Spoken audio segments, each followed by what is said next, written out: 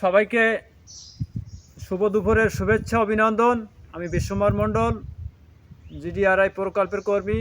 আমি মধ্যাহ্ন বিরতির সময়ে আপনাদের সম্মুখে ছোট্ট একটি ভিডিও নিয়ে আবারও হাজির হয়েছি। ভুল ত্রুটি হলে ক্ষমা সুন্দর দৃষ্টি দেখবেন। আমি আপনাদের পৃথিবীর সপ্তম আচার্যের অন্যতম ম্যাঘগ্রম সুন্দরবন, এই নোনাপানির বন অঞ্চলের প্রাকৃতিক দৃশ্য দেখানোর জন্য আবারও আপনাদের সামনে হাজির হয়েছি।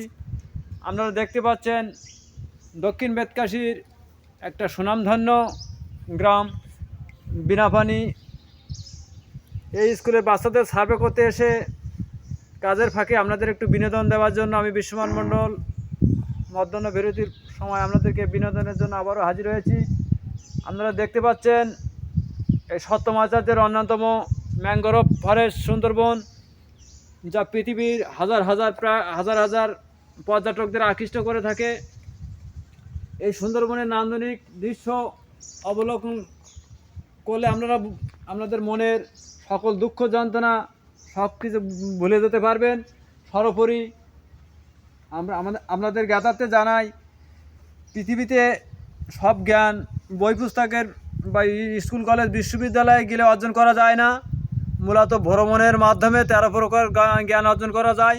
এই 13 প্রকার জ্ঞান অর্জন করতে হলে আমাদের বিভিন্ন স্থানে, বাংলাদেশের সুনামধন্য ঐতিহ্যবাহী স্থানে প্রত্নতান্ত্রিক নিদর্শনগুলো আমাদের দেখতে হয়। তেমনই একটি সুন্দরবন। এই এলাকার গরিব মেহনতি মানুষের জীবন জীবিকার উৎস এই নদী। এই শাকবাড়িয়া নদীর করাল গ্লাসে 25 মে 2009 এবং 2007 সালে যে ছিঁড়ে হয়েছিল এই প্রাকৃতিক তাণ্ডব, এই তাণ্ডবের ফলে এই এলাকাটি প্রায় 1 থেকে 150 বিঘা জমি এই নদী ভাঙনের বাইরে পড়ে গিয়েছিল। এখানকার মানুষ বর্তমানে এখন অসহায়গ্রস্ত। এই অসহায়তা কাটিয়ে আবারও আস্তে আস্তে তারা নতুন করে বসতি নির্মাণ করছে এবং অনেক জমি এই নদীর গর্ভের বাইরে চলে গেছে। সেই স্থানটি আমরা দাঁড়িয়ে আছি। অত্যন্ত বেদনাদায়ক এবং দুঃখের সাথে জানাতে চাই যে এলাকার মানুষের বহু জমি এই নদী গর্ভে অর্থাৎ সরকারি আওতায় পড়ে গেছে।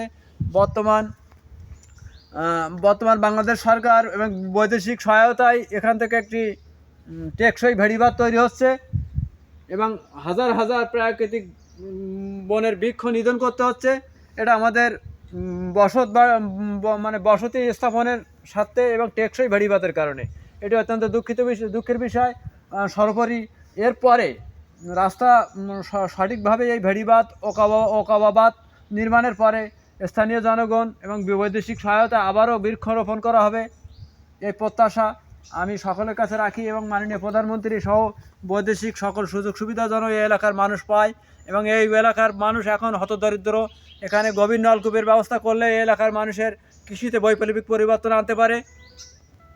তারপর এখানকার মানুষের খাদ্য, বস্ত্র, বাসস্থান, শিক্ষা সকল ক্ষেত্রে পিছিয়ে আছে, যাতে এই শিক্ষা, স্বাস্থ্য, কৃষি সকল ক্ষেত্রের জন্য আবার তারা পূর্বের অবস্থায় ফিরিয়ে আনতে পারে এবং বর্তমান ডিজিটাল যুগের সকল সুবিধা ভোগ করতে পারে। এই প্রত্যাশায় বিশ্বমান মণ্ডল আজকের মতো আপনাদের কাছ থেকে বিদায় নিচ্ছি। ভালো থাকবেন সবাই।